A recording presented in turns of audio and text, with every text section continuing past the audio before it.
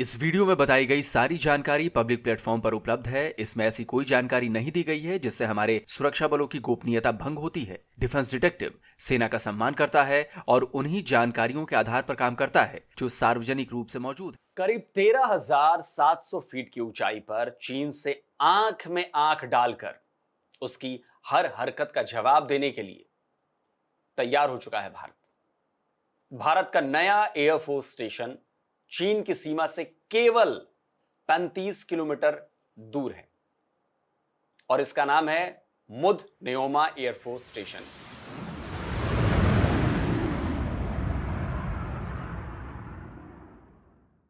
जो कि अब ऑपरेशनल हो चुका है। इस एयरफोर्स स्टेशन के रनवे पर 12 नवंबर को इनॉग्रल फ्लाइट लैंड करने वाले chief of air staff air chief marshal AP Singh थे। उन्होंने वेस्टर्न एयर कमांड के air officer commanding in chief air marshal Jitendra Mishra के साथ KC-3806 C-130J हर्क्यूलिस एयरक्राफ्ट को लैंड किया। यहां पर एयरफोर्स स्टेशन में लगाए गए शिलापट के सामने चीफ ऑफ एयर स्टाफ और एयर मार्शल की यह तस्वीर भी खींची गई और यहां पर क्या लिखा है वो बड़ा इंटरेस्टिंग है पढ़ना। जरा देखिए, मैं बताता हूं इसमें क्या लिखा है। इसमें लिखा है air force station Mudh Nyoma inaugural landing. Air chief marshal Amarpreet Singh, chief of the air staff, landed KC-3806 C-130J for the first time at Air Force Station Mud Neoma on 12th November 2025।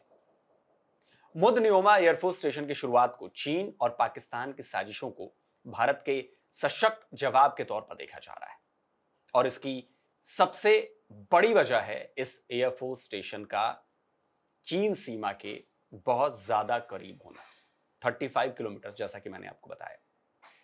मुद नियोमा में इससे पहले एक एयर स्ट्रिप थी। 1960 के आसपास में चीन के बढ़ते दबाव को देखते हुए इस एयर स्ट्रिप का निर्माण किया गया था कि भाई यहां से टेक ऑफ और लैंडिंग जब इमरजेंसी में हो की जा सके, युद्ध की स्थिति हो तो। 22 दिसंबर 1962 को पहली बार इस एयर स्ट्रिप पर लैंडिंग और टेक ऑफ के लिए ट्रायल्स किए गए थे और ये जो तस्वीर है ये उन्हीं ट्रायल्स के दौरान की तस्वीर है, ये तभी की तस्वीर है। बाद में भी एयरफोर्स ने इस एयर स्ट्रिप को एडवांस लैंडिंग ग्राउंड में बदल दिया, लेकिन इसके बाद इसे और अपग्रेड करने की जरूरत पड़ी। इंडियन एयरफोर्स का ये ट्वीट देखिए, इसमें बताया गया है कि 18 सितंबर 2009 को एयरफोर्स के AN-32 एयरक्राफ्ट को न्योमा लैंड कराया गया। 13,000 फीट की ऊंचाई पर लद्दाख सेक्टर में मौजूद इस एडवांस लैंडिंग ग्राउंड में यह फिक्स्ड विंग एयरक्राफ्ट की पहली लैंडिंग थी।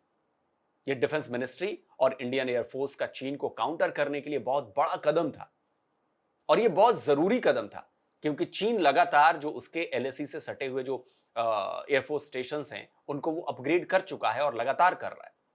इस कदम ने चीन के कब्जे वाले लद्दाख के ठीक पास लगभग निष्क्रिय हो चुकी एडवांस लैंडिंग ग्राउंड को जिंदा कर दिया।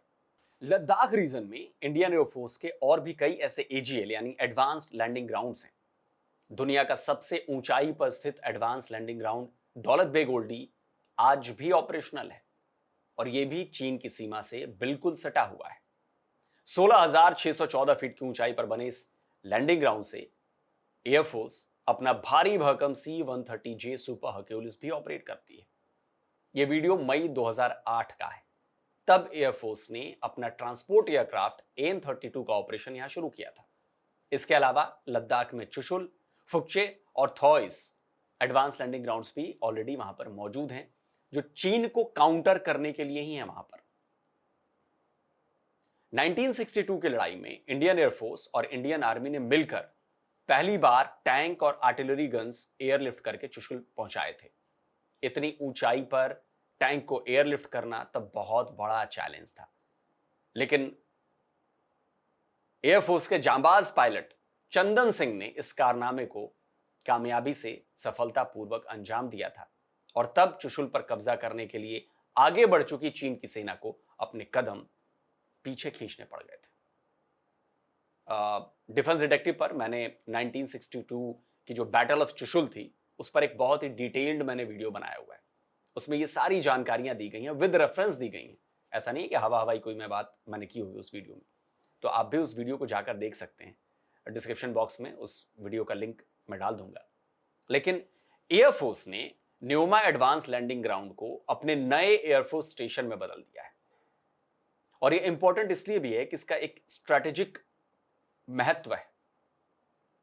जब भी चीन से कॉन्फ्लिक्ट होगा उसमें ये बेस कह रहा हूं, ये एयरफोर्स स्टेशन बहुत इंपॉर्टेंट भूमिका निभाएगा। इसकी सबसे बड़ी वजह साल 2020 में लद्दाख के गलवान में चीन और भारतीय सेना के बीच हुई झड़प थी। 2020 की इस झड़प के बाद चीन ने लद्दाख रीजन में कई बार घुसपैठ करने की कोशिश की है। चीन की इन्हीं हरकतों का जवाब देने के लिए भारत ने एलएसी के ठीक पास अपने एडवांस लैंडिंग ग्राउंड्स को अपग्रेड करने का फैसला किया।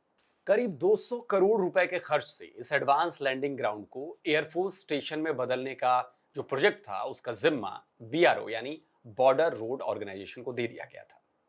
बीआरओ ने न्योमा की लैंडिंग स्ट्रिप को बदलने का काम शुरू किया और अब यह स्ट्रिप एक 2.7 किलोमीटर रनवे में बदल चुकी है, जहां C-130J जैसे विशाल ट्रांसपोर्टर एयरक्राफ्ट जिसे खुद air chief marshal AP Singh लेकर पहुंचे थे, उसके अलावा Su-30 MKI, Rafale, MiG-29, Jaguar और तेजस जैसे फाइटर जेट्स भी यहां से ऑपरेट किए जा सकते हैं। रनवे के अलावा यहां इंफ्रास्ट्रक्चर भी डेवलप कर दिया गया है। एडवांस नेविगेशन सिस्टम, रडार और दूसरे क्रिटिकल सेटअप लगाए जा चुके हैं। यहां एयर डिफेंस सिस्टम भी तैनात किए गए हैं। चीन की सीमा के पास बिल्कुल पास इस कैपेबिलिटी का जो एयरफोर्स स्टेशन है वो ऑपरेशनल होना अपने आप में एक बहुत बड़ा कदम है और ये गेम चेंजर साबित हो सकता है। अब एयरफोर्स का जो ये स्टेशन है इसका इस्तेमाल रीइंफोर्समेंट और लॉजिस्टिक सपोर्ट के लिए तो करेगा ही, होगा ही, साथ ही साथ अब यहां फाइटर जेट्स, हेलीकॉप्टर्स और अनमैन्ड एरियल व्हीकल्स का भी डिप्लॉयमेंट किया जा सकेगा। इससे पहले चीन की सीमा के पास जो सबसे करीब जो था वो भारत का लेह एयरफोर्स स्टेशन था, जो न्योमा एयरफोर्स स्टेशन से करीब 180 किलोमीटर की दूरी पर है। इसके अलावा लद्दाख में 2 और एयरफोर्स स्टेशन है, करगिल और थॉइस। नोएमा लद्दाख का चौथा एयरफोर्स स्टेशन है, यानी अब इंडियन एयरफोर्स को लद्दाख और कश्मीर रीजन में किसी भी क्रिटिकल सिचुएशन के दौरान एक्शन के लिए ज्यादा देर नहीं लगने वाली। सीमा के बिल्कुल पास होने की वजह से ना टाइम और फ्यूल दोनों ही बचेगा। ज्यादा टाइम नहीं लगेगा तो टाइम बचेगा और फ्यूल भी बचेगा। और एयरफोर्स चीन ऑक्युपाइड तिब्बत और पाकिस्तान ऑक्युपाइड कश्मीर में डीप स्ट्राइक करने में भी सक्षम होगी। तो चीन सीमा के बिल्कुल पास भारत का यह नया एयरफोर्स स्टेशन देश की सुरक्षा में बहुत बड़ी भूमिका निभाने वाला है।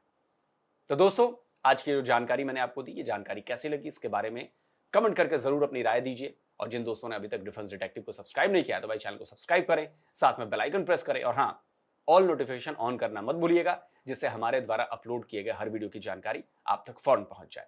जल्द मिलता हूं एक और नए वीडियो के साथ। नमस्कार, जय हिंद।